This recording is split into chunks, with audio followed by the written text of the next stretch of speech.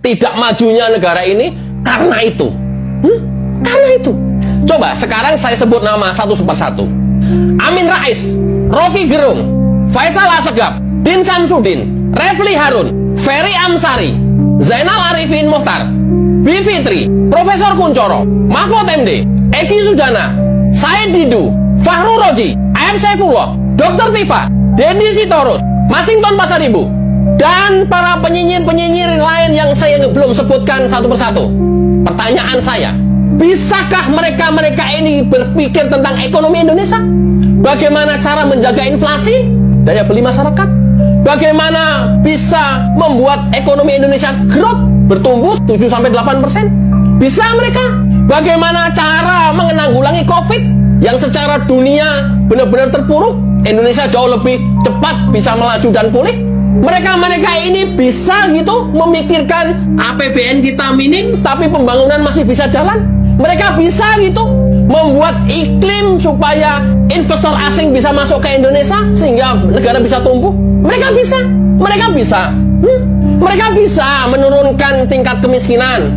Mereka bisa menurunkan tingkat pengangguran. Mereka bisa berpikir itu bisa, melakukan itu bisa. Yang dia tahu, yang dia bisa itu adalah bagaimana cara berebut kekuasaan, hukum tata negara, ya, keputusan MK yang dianggap menguntungkan Gibran, dia juga pengen berebut supaya bisa berkuasa. Kan itu terus yang diomongin, kekuasaan terus yang diomongin. Muaranya bagaimana dia bisa berkuasa terus, atau muaranya bagaimana dia menjadi bagian dari kekuasaan itu. Tapi apa bisa dia merubah Indonesia ini menjadi lebih makmur, menjadi lebih bagus, lebih maju?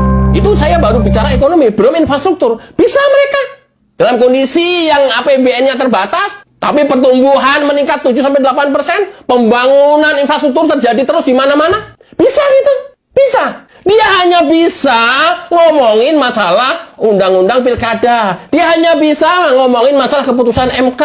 Dia hanya bisa ngomong masalah dinasti. Dan itu terus yang diomongin setiap hari. Nggak ada lain. Yang diomongin apa lagi? Demokrasi. Mengacak undang-undang. Mengacak peraturan-peraturan. Itu aja yang setiap hari dia didiskusikan. Tapi nggak tahu bagaimana Indonesia menjadi maju, nggak tahu bagaimana ini ekonomi bisa stabil, nggak tahu bagaimana Indonesia bisa bersaing dengan dunia luar, nggak usah jauh-jauh dengan Singapura dan Malaysia, nggak tahu, apalagi melakukan, tahu juga enggak.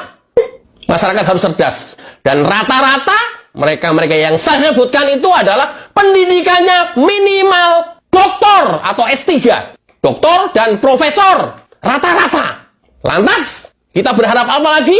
Indonesia kepada kaum cerdik, cendekiawan, ilmuwan yang seperti tadi nama-nama saya sebutkan, kita bisa berharap apa lagi? Indonesia bisa maju. Nothing. Kita lihat diskusinya setiap hari.